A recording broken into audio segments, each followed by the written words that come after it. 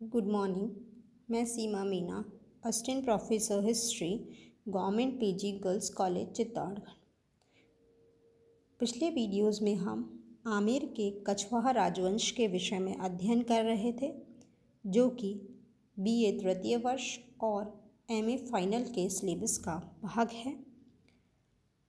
आमेर के कछवाहा राजवंश के अंतर्गत हम दुल्हराय, काकिल देव, पृथ्वीराज जिन्होंने 1503 से 1527 ईस्वी तक शासन किया, राजा भारमल 1547 से 1573 ईस्वी तक शासक रहे, राजा भगवंत दास जो कि 1574 से 1589 ईस्वी तक शासक रहे, आमेर के राजा मान सिंह जो कि 1589 से 1614 ईस्वी तक शासक रहे, और मिर्जा राजा जयसिंह जो कि 1621 से 1667 ईस्वी तक आमेर के शासक रहे का अध्ययन किया। मिर्जा राजा जयसिंह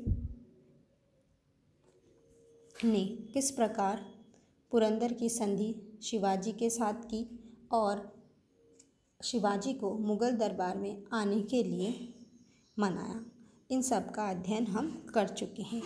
आज हम महाराजा राम सिंह प्रथम से इसको कंटिन्यू करेंगे। मिर्जा राजा जयसिंह की मृत्यु के बाद 8 सितंबर 1667 ईस्वी को उनके ज्येष्ठ कुंवर राम सिंह आमेर की राजगद्दी पर विराजमान हुए। जब शिवाजी मुग़ल दरबार में आगरा आए तो उन्हें औरंगजेब ने इनकी निगरानी में महल में कैद कर लिया। शिवाजी जैसे तैसे वहाँ से निकल भागे तो औरंगजेब इन पर क्रोधित हो गया। वह इनका मनसब जब्त कर ड्योढ़ी बंद कर दी। मिर्जा राजा जयसिंह के देहावसान के बाद औरंगजेब ने इन्हें 4 हज़ारी जात व सवार का मनसब दिया। जुलाई 1669 ईस्वी में बादशाह ने इन्हें 5 हज़ारी मनसब देकर आसाम विद्रोह का दमन करने के लिए भेजा। बाद में इन्हें काबुल की तरफ भी विद्रोहों को दबाने हेतु भेजा गया। वहीं 19 सितंबर 1689 ईस्वी को महाराजा राम सिंह प्रथम का निधन हो गया। महाराजा विष्णु सिंह या बिशन सिंह 1689 से 1699 ईस्वी।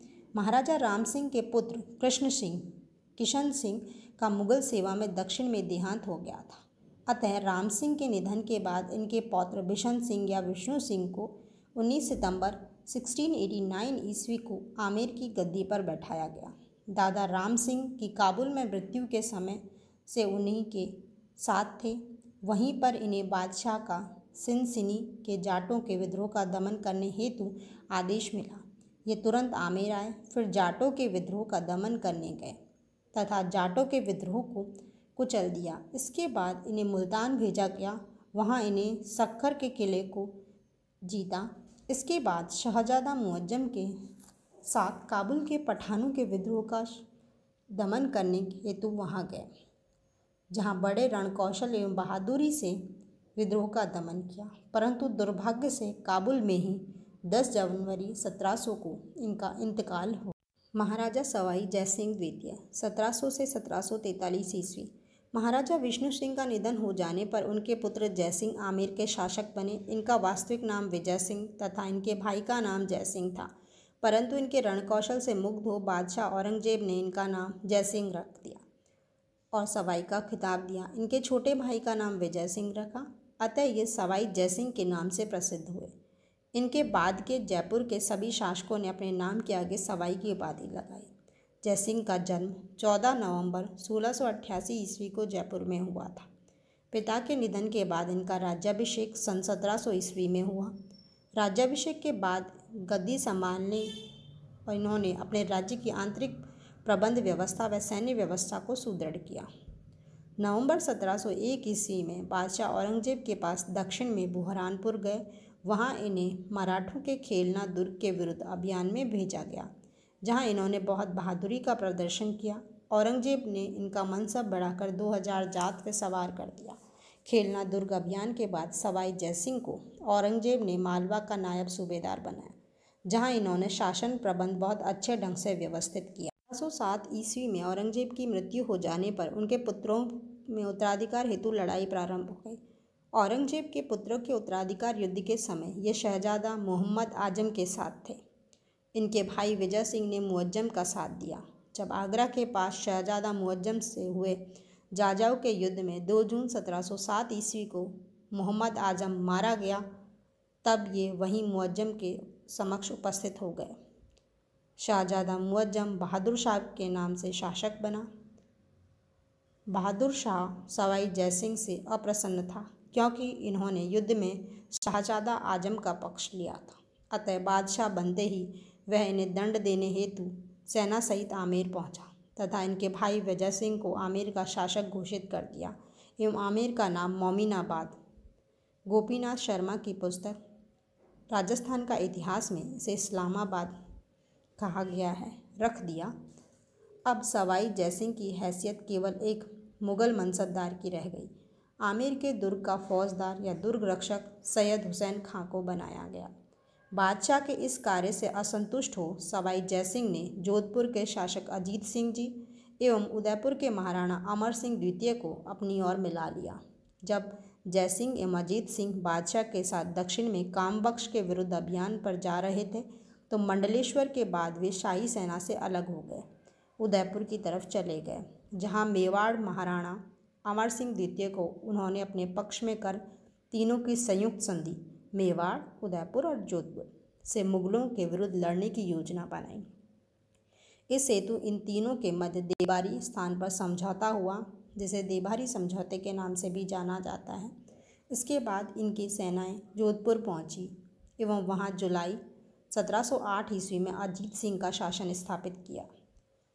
जब यह संयुक्त सेना आमेर हेतु रवाना हुई तो सूचना मिली कि सवाई जयसिंह के दीवान रामचंद्र एवं कछवा सरदारों ने मिलकर आमेर दुर्ग के फौजदार सैयद हुसैन खां एवं शासक विजय सिंह को पराजित कर आमेर दुर्ग पर सवाई जयसिंह के शासन की स्थापना कर दी। महाराणा अमर सिंह द्वितीय ने अपनी पुत्री चंद्रकमरी का विवाह जयसिंह के साथ इस शर्त पे किया कि उनसे होने वाला पुत्र ही आमेर के शासन का उत्तराधिकारी होगा। इस शर्त ने आमेर राज्य में आगे होने वाले गृह कलह के बीज बो दिए। अजीत सिंह ने भी अपनी पुत्री सूरज कुंवर जयसिंह को ब्याई। 1 जून 1710 को सम्राट बहादुर शाह ने सवाई जयसिंह को आमेर का राजा स्वीकार कर लिया तथा जयसिंह को काबुल का सूबेदार बनाया, परंतु जयसिंह आमेर में ही रहे। फिर इन्हें चित्रकूट का सूबेदार बनाया, परंतु जयसिंह अप्रसन्न रहा, वे वहाँ नहीं गए। वे मालवा सूबेदारी चाहते थे। 1712 में बादशाह बहादुर शाह की मृत्यु हो गई। अगले मुग़ल बादशाह जहांदार शाह एवं उसके बाद फर्रुख शिया ने सवाई जयसिंह को प्रसन्न रखने की नीति का अनुसरण किया। जहांदार शाह ने जजिया कर हटाने का हुक्म दिया। 1712 ईस्वी में जहांदार शाह की मृत्यु के बाद फर्रुखशियर मुग़ल बादशाह बने। मालवा की सूबेदारी फर्रुखशियर ने सवाई जयसिंह को 7 हज़ारी मनसब जात व सवार देकर उन्हें 1713 ईस्वी में मालवा का सूबेदार बनाया।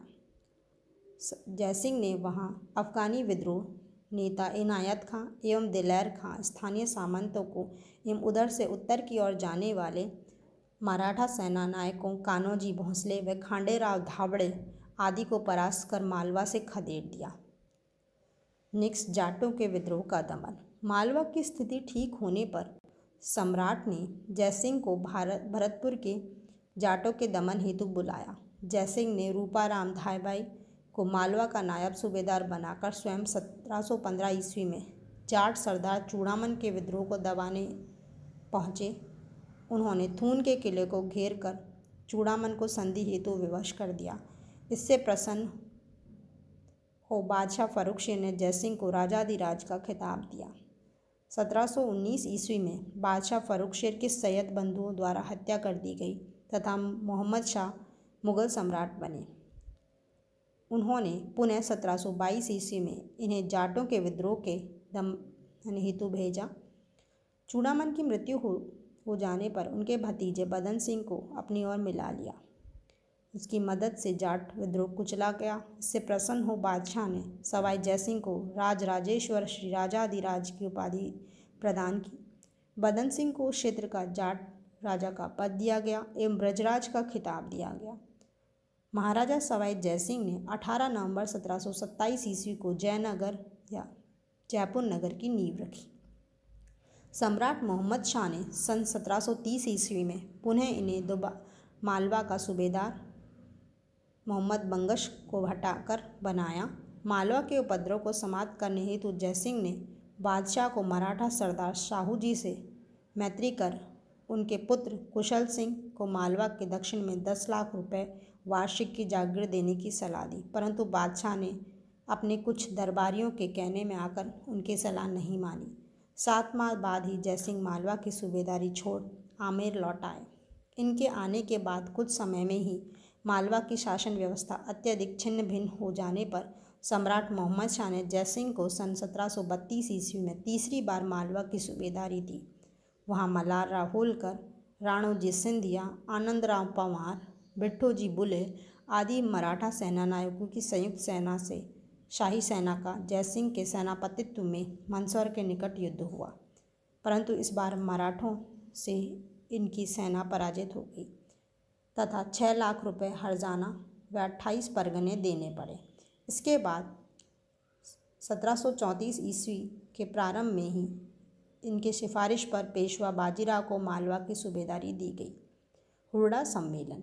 राजस्थान में मराठों की सैन्य शक्ति को सम्मिलित रूप से हराने के उद्देश्य से सवाई जयसिंह ने मेवाड़ महाराणा अमर सिंह द्वितीय की सहायता से राजपूताना के अधिकांश राजपूत शासकों को संगठित करने की योजना बनाई, परंतु मेवाड़ महाराणा अमर सिंह का देहांत हो गया। फिर इन्होंने मेवाड़ महाराणा जगत सिंह द्वितीय के सहयोग से 17 जुलाई 1734 ईस्वी को मेवाड़ रियासत के होड़ा नामक स्थान पर, जो कि वर्तमान में भीलवाड़ा जिले में है, राजस्थान के राजपूत शासकों यथा जयपुर से स्वयं मेवाड़ महाराणा जगत सिंह द्वितीय, बीकानेर के महाराजा जोरावर सिंह, कोटा के दुर्जन शाल, बूंदी के महाराजा दलेल सिंह, नागौर के राजा बख्त सिंह, किशनगढ़ के राज सिंह, करौली के गोपाल सिंह आदि का सम्मेलन मेवाड़ महाराणा जगत सिंह द्वितीय की अध्यक्षता में आयोजित किया। सम्मेलन के अंत में सभी ने एक समझौते पर हस्ताक्षर किया, जिसमें मराठों के विरुद्ध सभी को मिलकर मुकाबला करने की रजामंदी थी। खानवा के युद्ध में राजपूताना के शासकों की बाबर के विरुद्ध सम्मिलित एकता के बाद यह पहला अवसर था जब वे सब पुनः एक मंच के नीचे संगठित हुए थे, परंतु सभी की अपनी अपनी अवसरवादिता की वजह से यह संगठन कामयाब नहीं हो पाया। इस प्रकार यह समझौता कार्यान्वित होने से पहले ही समाप्त हो गया, अन्यथा सही पालना होने पर राजस्थान का इतिहास कुछ और ही होता। पेशवा से धौलपुर में समझौता। महाराणा सवाई जयसिंह ने मराठा सरदार पेशवा बालाजी बाजीराव से 18 मई 1741 ईस्वी को धौलपुर में भेंट की एवं दोनों के मध्य धौलपुर में मालवा आदि के संबंध में एक समझौता हुआ, जिसे मुगल सम्राट ने भी स्वीकार किया। सवाई जयसिंह का बूंदी के शासन में हस्तक्षेप। 1733 ईस्वी में बूंदी का शासक राव बुध सिंह था। 1733 ईस्वी में सवाई जयसिंह ने बूंदी राज्य पर अपना आधिपत्य स्थापित करने के निमित्त बुध सिंह के पुत्र एवं अपने भांजे भवानी सिंह की हत्या कर बुध सिंह को बूंदी से भगा दिया तथा करवर के जागीरदार सालिम सिंह के पुत्र दलेल सिंह को बूंदी का शासक बनाया। जयसिंह की बहनें बुध सिंह की रानी अमर कुंवरी या आनंद कुंवरी ने अपने पुत्र उमेद सिंह को बूंदी का शासक बनाने हेतु मराठा सरदार होलकर एवं राणोजी को धन देकर अपनी सहायता हेतु बुलाया। उन्होंने मल्हार राव होलकर को अपना राखीबंद भाई बनाया। इस प्रकार राजस्थान में मराठों का सर्वप्रथम प्रवेश बूंदी में हुआ। बूंदी के उत्तराधिकारी का युद्ध कई वर्षों तक चलता रहा, जिसमें सवाई जयसिंह एवं कोटा महाराव तथा मराठों की दखलंदाजी बनी रही। मराठों ने इन युद्धों के बहाने यहाँ के राजाओं को जी भर के लूटा तथा यहाँ की अर्थव्यवस्था को चौपट कर दिया। मराठों का राजस्थान में आने का एक उद्देश्य था यहाँ के राजाओं पर अपना प्रभुत्व स्थापित कर उनसे से अधिक धन वसूलना। इस हेतु वे एक दूसरे राजाओं के विरुद्ध युद्ध में भाग लेते थे तथा कई बार पहले एक राज्य के पक्ष में होते थे और बाद में उसी के विरुद्ध हो जाते थे। जो उन्हें अधिक राशि देता वे तुरंत उसी के पक्ष में हो जाते। राजपूताना के राजाओं के आपसी वैमनस्य, उत्तराधिकार के झगड़े एवं एक दूसरे पर अपना प्रभुत्व स्थापित करने की होड़ ने मराठों को राजस्थान में 1734 ईस्वी से लेकर 1817 ईस्वी तक जी भरकर लूट खसोट करने का अवसर प्रदान किया, जिसने इस भूभाग की आर्थिक स्थिति को बदतर कर दिया। इनके आतंक ने न केवल यहाँ के लहलहाते खेतों को वीरान कर दिया, बल्कि लाखों लोगों को मौत के मुंह में धकेल दिया। मराठों के साथ ही इनके पूर्व सेनानायक अमीर खां पिंडारी व अन्य पिंडारी नेताओं ने भी राज्य में मराठों से भी अधिक आतंक फैलाया व लूट खसोट की। राजपूतानों को मराठों व पिंडारियों के दमन व लूटमारी से 1818 ईस्वी में जाकर मुक्ति मिली, जब यहाँ के सभी शासकों ने अंग्रेज सरकार से अधीनस्थ पार्थक्य की संधियाँ कर ली। इन संधियों के कारण राज्यों को मराठों व पिंडारियों के दमन से छुटकारा मिला, परंतु इन्होंने अपनी स्वतंत्रता एवं स्वायत्तता अंग्रेजों के पास गिरवी रख दी। इसके बाद अंग्रेज सरकार व अंग्रेज अधिकारी इनके सर्वे सर्वा हो गए। अंग्रेजों ने इनके आंतरिक कामकाज में पूरा दखल देना प्रारंभ कर दिया। उत्तराधिकारियों का निर्णय भी अंग्रेज सरकार व अंग्रेज अधिकारी करने लगे। जो शासक या राज्य का अधिकारी अंग्रेजों के माफिक कार्य नहीं करता, चाहे वह राज्य के कितने ही हित में था, तो अंग्रेज उसे अपने पद से हटाने में ज़रा भी संकोच नहीं करते। इससे धीरे धीरे यहाँ के शासकों में जनता के कल्याण के प्रति व सुशासन की स्थापना के संबंध में उदासीनता आती गई। उन्होंने अपनी रियासत को अंग्रेज सरकार व उसके अधिकारियों के रहमो करम पर छोड़ दिया।